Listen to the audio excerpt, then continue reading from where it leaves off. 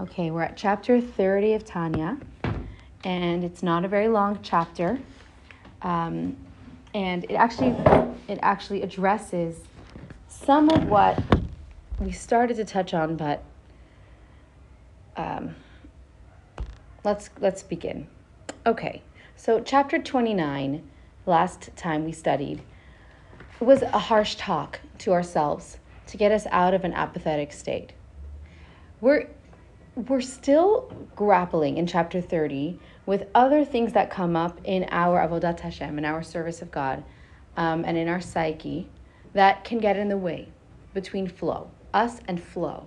Flow is when you know what's right and it just flows right down into, you're meditating, it flows right down into your emotions and it affects action in a state of beautiful flow, uninterrupted. But yet, in the human condition, we don't always get to have that luxury. So what gets in the way and what can we do to find our flow again? So another thing that can get in the way is when we become complacent. So we actually did study this in chapter 15. And we're coming back to it because it is so true and because it is such a true, a truth. It's a truth in the way we work, in the way the world works. Excuse me, as soon as I start talking, I always get hot.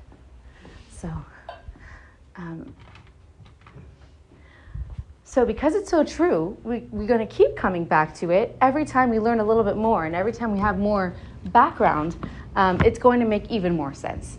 So the Alter Rebbe is going to quote two different verses from Ethics of Our Fathers, Pirkei Avot. Pirkei Avot is part of the Talmud, it's part of the Mishnah, which we referenced the other day. And it's the oral Torah being recorded. And it's the part of the Mishnah that is it's called Ethics of Our Fathers. It's like how to be, right? The things that we, kind of like wisdoms recorded and written down in little nuggets of wisdom. So 2 nuggets of wisdom are going to be quoted here. And they're famous. The first one is on the first page. Veheve shfal ruach bifnei kol ha'adam. Be lowly of spirit before every man.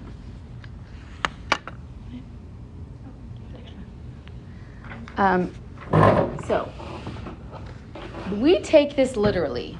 Be lowly of spirit before every man. What does that mean? It means be humble before every single human being. And the Alter Rebbe is going to take this uber literally. He's going to say even the people that are toxic, even the people that are sinners, even the people that are unevolved and rude and hurtful, everyone. We can be humble before everyone. Wow. How can we do that? So that's one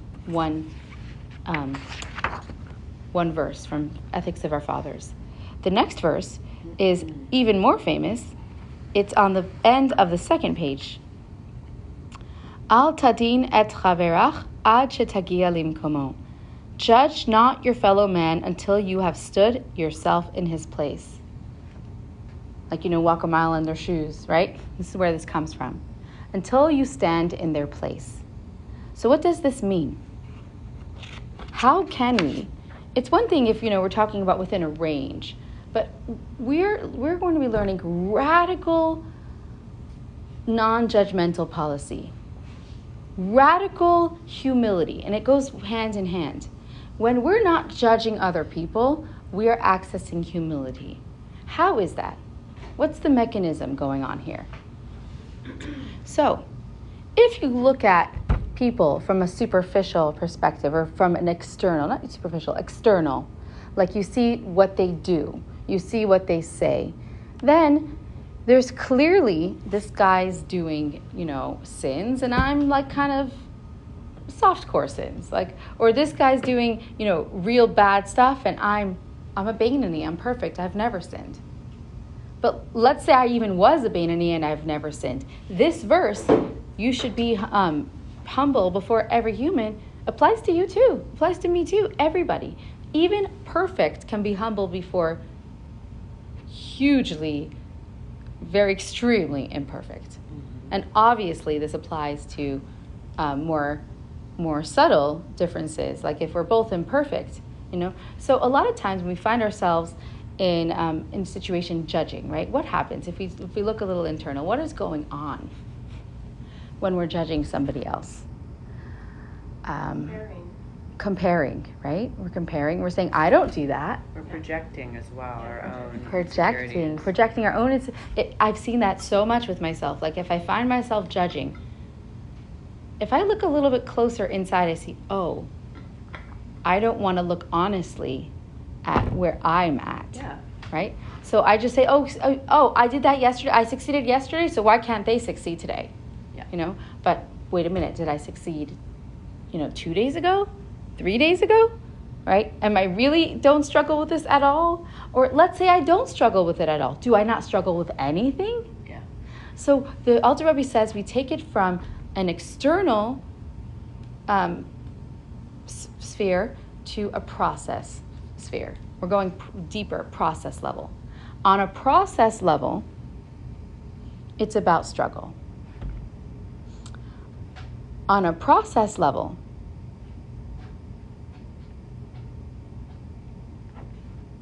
we do two things. We look at ourselves. Let's say we start with the other person. We look at the other person and we say, they're struggling. They're struggling. And then we look at their scenario, their socioeconomic background, their education, their opportunity, their surroundings, their disposition, their temperament, and their Yetzer Hara, which we'll talk about in a minute. And we say, their temperament, their scenario, their circumstances are different than mine. So who am I to judge them? And then we look internal also, and we say, and what about me? Am I really, and this is how it gets us out of complacency. When we say they're struggling, and then we look back at ourselves and we say, and what about me? Am I overcoming my struggle? Am I struggling? Am I challenging myself? Maybe I'm doing externally okay, but it's easy for me. And this is where chapter 15 is referenced. It's easy for me. And I'm not going the extra mile. And we all know what it feels like in the gym, right? Or in Pilates, especially Pilates, right? You can have everybody in the class doing the same motion. Only you know if you're providing yourself inner resistance. Only you know if you're engaging your deep core muscles and doing it from a deeper place. It's going to be harder, burn more calories, produce more sweat, the whole deal, right? And you, even within yourself, you know that some days you can give yourself, a little bit of inner resistance and like, this is what you can do. And some days you're like, wow, I've really done a good workout today. You're doing this the same exercise class, same routine, same, what do you call it? Moves, same. Yeah. Same everything, but some days you're really working out and some days you're like, it was okay. I showed up. What about the reverse of that? So when you look at somebody and you say, I'm really struggling right now, but they're not, and look at their socioeconomic status and look at everything that they have, and I don't like that. So then you may be giving yourself, you may be giving yourself a pass, and like, I'm struggling and therefore I'm better because I'm struggling. Right? It's the same, and it's the same thing. It's just like, it's more sophisticated. Yeah. I'm struggling and they're not. What do you mean? You're struggling and they're not. Are you being honest with yourself? Mm-hmm. Are you really overcoming your struggle? Are you really doing your very best? And if you really are, what that should be doing, if it's authentic for you, it should be applying to others as well, because you know what it's like to really, really struggle. Yeah. So then you should be able to look at other people and say, they must be really struggling. And there's extreme examples from the Talmud where there was this, one of the sages saw a man almost kill his own father. And he says, if the Torah didn't tell me not to kill, I would be killing you right now. You'd be like, oh my God, like that guy literally just overcame, Mm-hmm. So that's a very extreme example. But you have examples from the Rebbe, who is our example for how to serve God, the Lubavitcher Rebbe. And there was many years where people would come by and he would give $1. And the dollar was intended to be used for tzedakah. So he was initiating the process of a mitzvah. And it was a beautiful experience, opportunity. It was a beautiful opportunity for many thousands and thousands of people to have an interaction with the Rebbe who otherwise wouldn't have the time physically in the day to meet with each person who wanted to meet with him for 10, 15 minutes. So it was like a quick interaction, but it was a qualitative interaction. People talk about like time stopping. The Rebbe seeing through them straight to their soul. This was, that's what it was about. And so there were a few stories that I remember hearing about a similar process, that somebody would come to the Rebbe really struggling with whether it was, marrying a non-Jew, whether it was, just observance of the mitzvahs that came from an observant background, even just people really struggling in a very outward, measurable way that would invite a lot of judgment from the outside. And the Rebbe looked straight to their core. At one time, the story goes, he says, I envy you, that you obviously have the power to overcome and withstand this challenge. It means that you must have immense spiritual energy, because otherwise you wouldn't be tested in this way. That's how I look at it. Yeah. Like, I remember Baron told me once, God never can give you something that you can't bear, right? And I think it's go for good and bad. So like when you say how somebody have more than me, for example, I never compare myself with anyone, because like you taught us, each one of us has a different path. We can never be compared. What I have to learn and what this person has to learn is something totally different. Yeah. And I will reach there when I'll be in the right space, and when I'm not going to compare myself or look at what others have. I'm focusing on myself and what I have to do and fix in myself to be in a better place. And when you do that, don't you find that the energy totally changes? Like everything changes. Definitely. The richness is basically like, cultivated in your life. I've been like that in the past 2 years, and I can tell you I'm the happiest I ever been. Yeah. You just realize that nothing material is the abundance that we really want. Yeah. The happiness from inside is like, I have everything that I need. Yeah, we need financial to survive in this world, but when you are in the right place, God always provides. Yeah. Always. Like, I'm not where I want to be financially, but I don't have less. Like, my bills are always paid. Everything is always good. Yeah. Well, that's a very deep, you're accessing a very deep acceptance, which you're really inviting flow. That's what you're doing, because what that is bittul and bitachon, both. So bittul is when you're nullifying yourself. You say, I don't know the answers of everything, and then the bitachon is I accept and fall into whatever Hashem's plan is for me. And what the mechanism that happens when we access that place is flow, and we open ourselves up to receive. Exactly. It's a beautiful thing that you just, thank you for sharing that experience, because in my life, I find that state is like achievable, but then because of the challenge of life, I find that it needs to be reachieved in my own life. Like you find it and then you lose it, and then you find it, for me at least. You just have to trust that it will come, and that everything happen in the right time. Like God doesn't do mistakes, right? So when your time to achieve what you want is the time, you will get it. Yeah, that's a beautiful bitachon. And it is connected. You see that in retrospect, like when things unfold in the moment, you don't understand what's happening, but when you take a moment and look at it, like you're replaying the tape.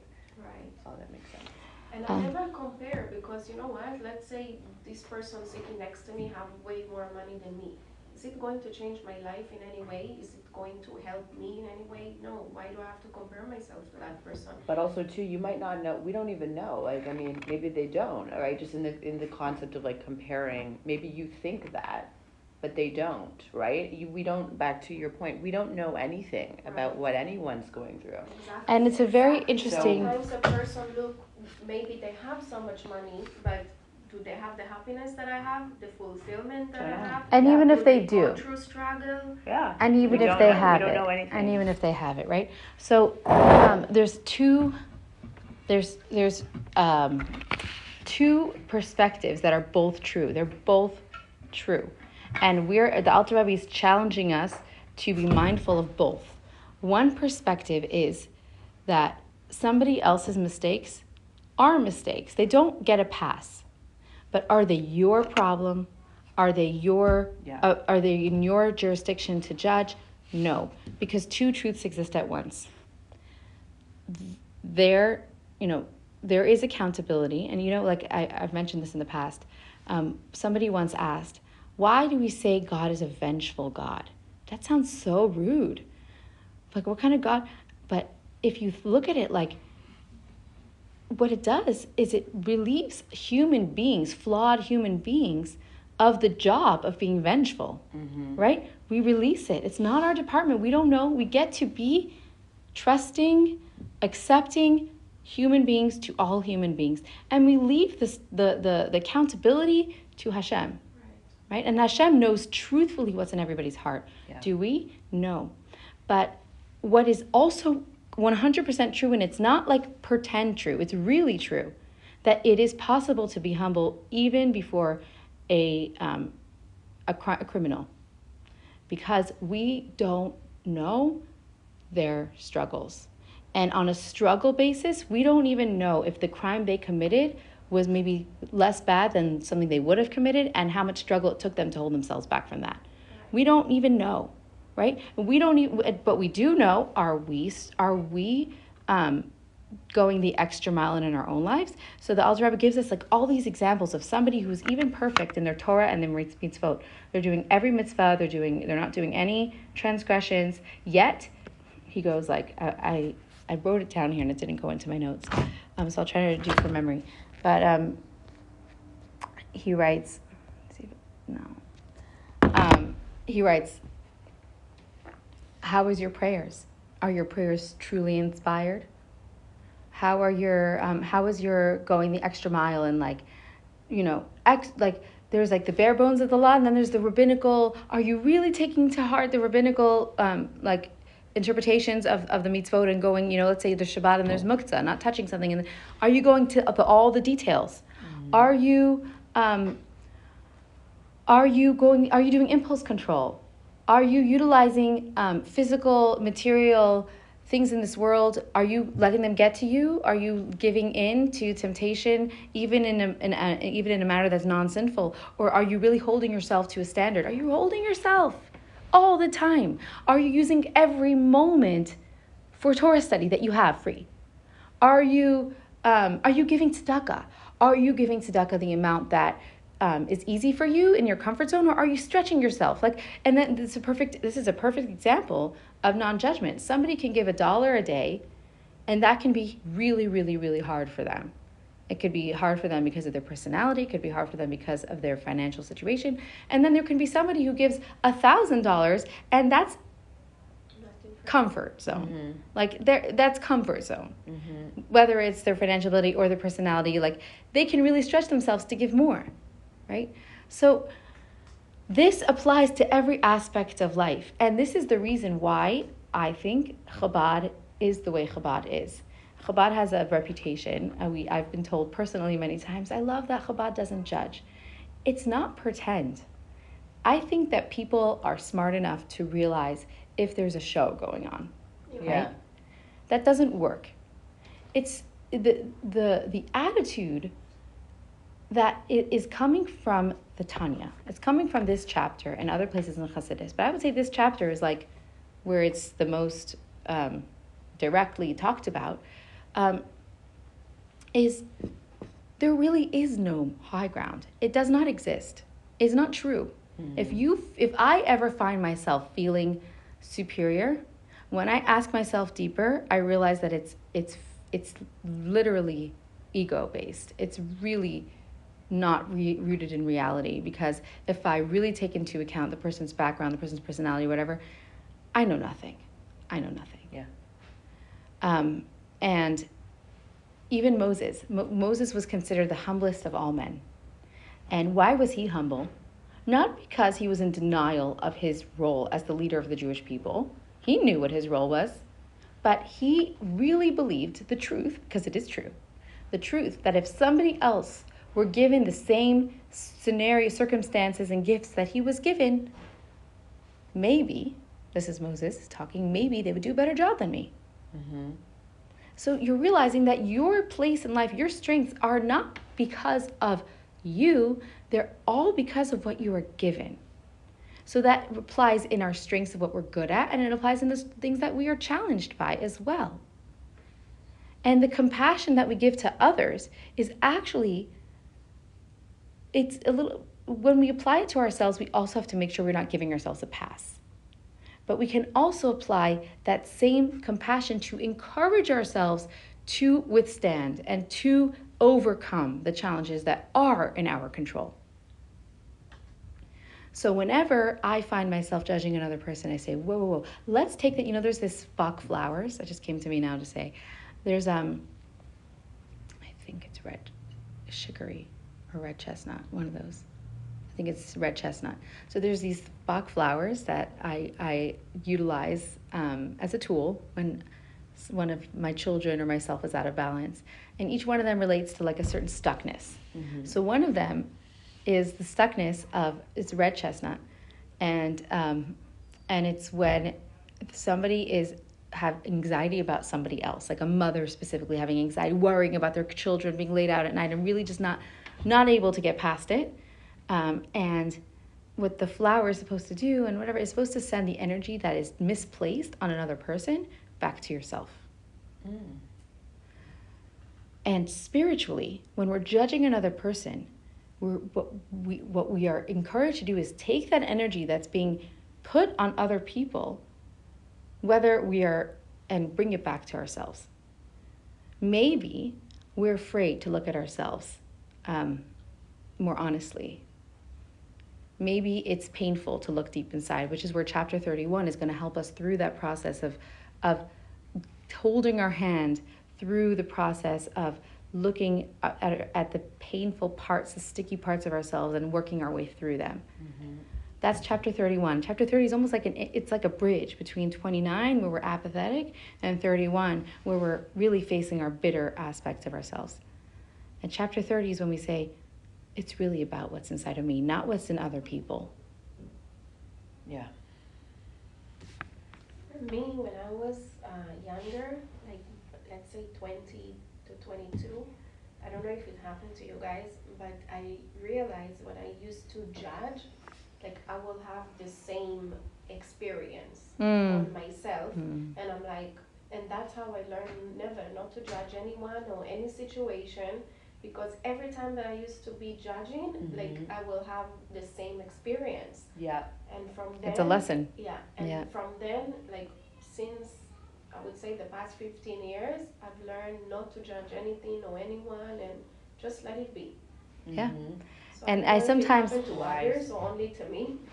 And I actually no, I'm seriously yes. And sometimes I encourage myself to imagine being in their shoes, and I realize I don't want to be in their shoes. Yeah. Yeah. Yeah. Or I say, oh my gosh, like if I think that's so easy, who are and I say, well, put yourself in their shoes. Imagine their position. Yeah. And then you say, wow, you're right. That's understandable. Mm-hmm. Yeah. I think also what the Alter Rabbi say, like to always be humble even when you are around people that they are evil people or whatever. Maybe because if you're going to engage with this behavior, you're just waking up your Yetzer Hara, right? So just be humble, let them do or whatever, don't engage with this kind of behavior. Interesting. We definitely are encouraged not to engage with the klipa of the world that will just bring us down. I'm trying to understand how it would relate to the non-judgment. Like let's say you are in an argument, mm-hmm. right? Normally someone will mm-hmm. scream at you or whatever. Stay humble. Don't engage back and scream back or create more argument. Just let it be. I see what you're saying now. And I think Yosef, like from the Bible, from mm-hmm. the Torah, was a perfect example of this. In fact, I think that the challenge of not judging is firstly with anybody that, I think it comes up when we have something like that inside of us, and it's like a mirror mm-hmm. where we're like, ooh, sensitive. We don't want to look deep inside, so we put it on them, like you said, projecting. That happens. Or if it's just very extremely evil, like bad, and you're like, Another time, that makes it, I think, even more difficult is if it directly hurting us. Yeah. And Yeah. a lot of compassion for yourself is required in this case. But Joseph was an extreme role model, extreme in this department. What he did was his brothers sold him into slavery. His own brothers. He had every reason to be resentful for them, vindictive, revengeful, right? Vengeful. He could have been all those things and we would have understood. Yet, when he was in front of his brothers and he told his brothers who he was, his brothers took a step back because they were afraid of the vengeance that may come. They knew they deserved it. And Yosef said, I'm not angry at you. I know, this is what Liat was saying, I know that this came from God. And God would not have caused this to happen to me if it wasn't part of his plan. The fact that you, my brothers, were the executors, that's not my concern. So it actually really illustrates the duality of what's going on here, because the brothers needed to do their teshuvah. They did not get a pass from God. They sinned. They really made a very big mistake with their actions. But it wasn't on Joseph to punish them. Right. Yeah. And I think as human being, when we have ego, it's a very hard, like you have to learn it on your own scheme to accept that it's really coming from God and you should not revenge back to the next person, right? Mm-hmm. Like I've learned this lesson and I know, but it took me 30 years to understand it. So I'm saying in general, for a human being, like let's say you did something horrible to me, it's very hard to understand that God wanted you to do that to me to learn a certain lesson and for me not to revenge because it's not my job to revenge. And that's why, to take it to another extreme, we're taught that ka'as, anger, is a type of idol worship. Is a type of? Idol worship. That's interesting. Why is anger a type of idol worship? Because the story that you're telling yourself is I don't deserve this to happen to me. This is wrong. And it's the opposite of what Joseph was saying, that I was meant to receive this. And that's again victimizing mentality. Yes. Exactly. That's the Which is very interesting because, like I said last week, usually the ka'as is really frowned upon in our tradition. I grew up knowing anger is bad to be angry.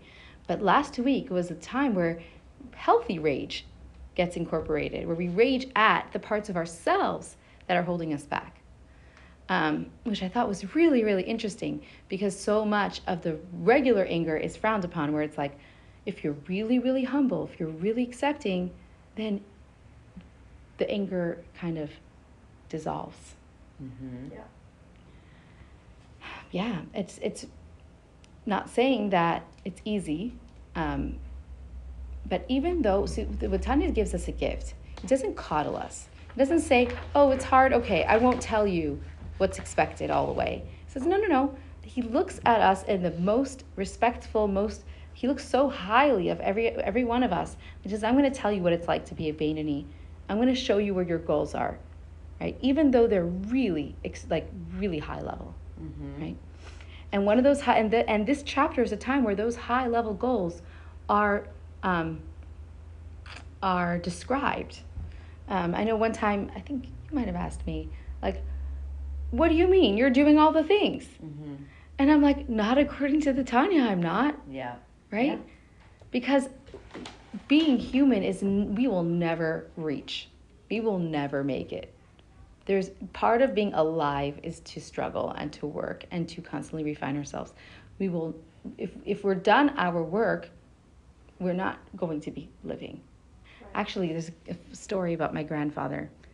This is my own story, my own interpretation, okay? So with my utmost respect to my grandfather, because he's one of the people on earth that, he passed away, but he was a real role model. Anyways, he was a special chassid of the Rebbe, special follower. Like, he really embodied the Rebbe's work. He was my professor grandfather. He was born in Nashville, and his sister just passed away last week, so maybe this study can be in her memory. Her name was Mimi. I don't know her Hebrew name. I'll look it up after. So, so it's fresh in my mind. But anyways, when Beryl and I went to their home, and my grandfather was already had Alzheimer's, but he always was brilliant, even to the very end. But Beryl and him were having a conversation, and he was talking about the book that he never wrote. The Rebbe told him to write a book. He wrote a book. He wrote a book about God and Hasidic philosophy and mysticism. He wrote that book, but that wasn't the book the Rebbe told him to write. The Rebbe told him to write a book about Aristotle. About what? Aristotle. What is that? Aristotle's Greek philosophy. That was his specialty. Okay. He was an expert in Aristotle, and he was told to write a book about that by the Rebbe, and he never did it. Interesting. And we always speculated why he didn't do it. Did he not feel capable? But the Rebbe told him he was capable. And my grandfather was looking opposite Beryl, and he was in a very funny mood. He was a very funny person. And he looked at him and he said, there's something the Rebbe told me to do that I never did. And we're like, and Beryl and I both understood. I don't think he said it, but we both understood at the same time. He didn't want his mission in life to be complete. Mm-hmm. Now, this is unwarranted. It's not like he told us the end of the story. But Beryl and I both got the same download. Yeah. Right? And it was like, oh. Right? So that's just totally off topic, but I guess I felt compelled to tell it because I miss my grandfather. My great aunt just passed away. Wow, that's right. So before he passed away, did he write the book? No, he started. He had manuscripts, like pieces of it, but he never fully did it. And also interesting that he remembered that because he had Alzheimer's. It was the thing he had to do in his whole life. Yeah. Yeah. So great. Yeah. But he left us lots of gems. But in any case, yeah, to be alive is to be doing the work. Right. Mm-hmm. And we are always, if we are finding ourselves that the things that we're doing are easy, it's time to add weights. It's time to add resistance. It's time to challenge ourselves to do more. That doesn't mean that you need to put on 20-pound weights when you're struggling with 5-pound weights, right? Little by little by little. We get really good at 1 pound, we go to 1.5 pound. Mm-hmm. We get really good at 1.5 pound, we go, maybe I can try 3, see how it goes, right? And then we see how it works for us. We try it on for size, get really, really, really good at it, then we add more. I think also when life gets too comfortable, the universe will challenge you. Yeah, definitely. Like if they see that you're comfortable enough where you at and you're not growing, they will add weight to you. I've noticed that in my own life, and I think that's why we're encouraged to find our own resistance, right. Find our own challenges in the positive department. And the Rebbe, back to the Rebbe, he was never satisfied. Whenever somebody would come to him and tell him, we just built a mikvah, we just had 1,000 kids in our school, we just did this, we just did that, and he would never be like. He's like, that's for sissies. Like, no, we don't give applause here. We say, what's next? What next? Yeah. What next? Yeah. What next? And I find that to me, I experience that as the most respectful. I feel so empowered because it's like the Rebbe sees more in me. He sees that I can do even more. It's just like, it's so empowering in me. Mm-hmm. Yeah, I'm not like being treated with kid gloves, like, oh, you did it, very good, So yeah, it's on its chapter can be received, where it's like, what do you mean? Other people, it can be received as like a hard talk, but it also can be received as encouragement to be doing the work that we know we're doing. I think too in today's society that's extraordinarily valuable because we see that we live in the everybody gets a medal world today, right? So, everything is very fluffy and coddling and as a result less people are doing the work, I think. Exactly. It's like discipline. It's like me and Gabriel was traveling last week. I was telling her this week we just came back and like during the time that we were in Miami, like in the airport I gave him his passport and the ticket, and he dropped the ticket. Like when we reached to the gate, it's like, where is the ticket? And then the day before that, we went to a play place, and he lost his phone. And like, it happened a lot of things. So when we reached to the airport after the incident with the ticket, we found the ticket on the ground. But I told him, like, I sat him down and I told him, listen, you have to be more responsible, and you did A, B, C, whatever. Mm-hmm. And he's like, Mommy, I feel like you're judging me too much. And I tell him, look, I'm not judging you. I'm your mother. I will never judge you. It's not coming from a place of judgment. It's coming from a place of discipline. If I will not teach you how to fix those things and be more responsible, you will never learn. And this is when, like, sometimes we need the hard push, because it's discipline. Absolutely. And okay, I have two things to say personally about that, both vulnerable. So my mom is always a tough love mom, and we always used to be like, I mean, like, we talk amongst, like, oh my God, if she could just be compassionate at times. And then we realized that the compassion we get from each other, the tough love was the biggest gift that we got, and we're continuing to get. Yeah.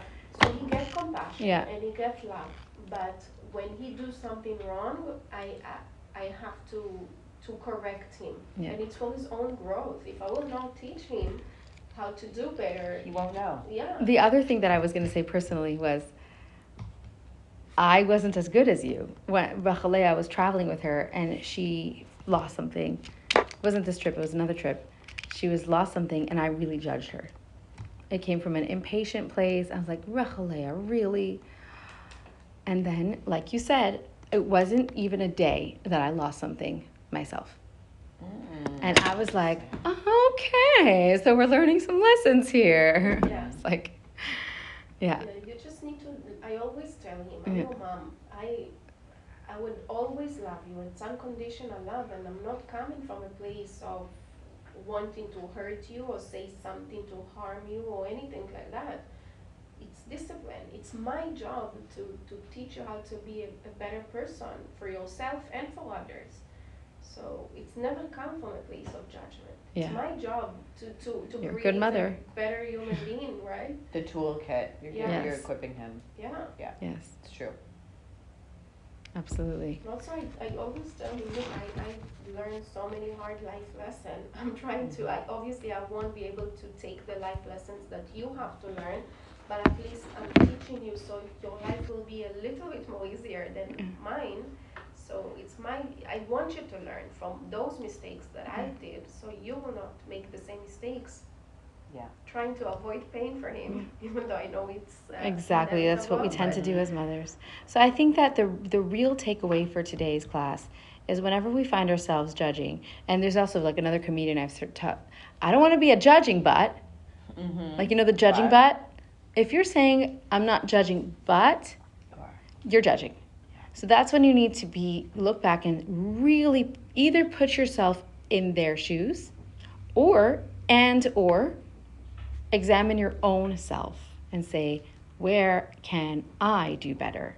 Mm-hmm. Take the energy that you've just put out and bring it back to yourself. It's just so easy. I think judgment is such a low grade quality. Like low frequency. Low frequency. It's so easy for people to do it. Like, we had, not to say anything negative about my in-laws, but we had them in town briefly yesterday. We were sitting at lunch. It was my husband's birthday, and his mom was there, and we had our helper with us. And the moment she walked away from the table, his mom leaned over. She's like, "Wow, look how huge she's gotten." And I thought to myself, why would you say that? What's the purpose of that? But again, it's just an example. Yeah. And I said, well, I don't think that's relevant. That's what I said. I don't think we need to discuss that. And then she, within, I think it was like 5 minutes, something like, she just said something like, oh, that person's so stupid. And I just thought, it really stuck out to me, because I thought within like a 5-minute window, you're just rattling off these judgments of people that have do we not have anything better to talk about? Or that's clearly coming from something. It's just so low frequency. It's very when you are sensitive to that, and I experience that too, when people, it feels yucky. It feels yucky. Yeah. Yeah. It's come from a low awareness. Yeah. The more you have awareness, you are not in this low level frequency. Yeah, exactly. No judgment, no hate, no revenge, it's not important. There's focus no point. on you. Yeah, Exactly. exactly. And even if you can't find all the reasons why they may be overweight, which I'm sure there's many. There's genes, there's health, there's everything. There's unprocessed trauma. There's a million reasons, things that person could be going through, right? Even if you can't find any of it, let's take all that energy and let's bring it back to what you can do better for yourself. Yeah, where you exactly. can be your own self-improvement. Exactly. Yeah. That's what I teach Gabriel all the time. Focus on yourself. Don't look at others. Yeah, don't worry about it. Don't look at others. Yeah. If it's not changing your reality, then who cares? Focus on yourself. That's the main focus. Well, thanks everybody. Thank you.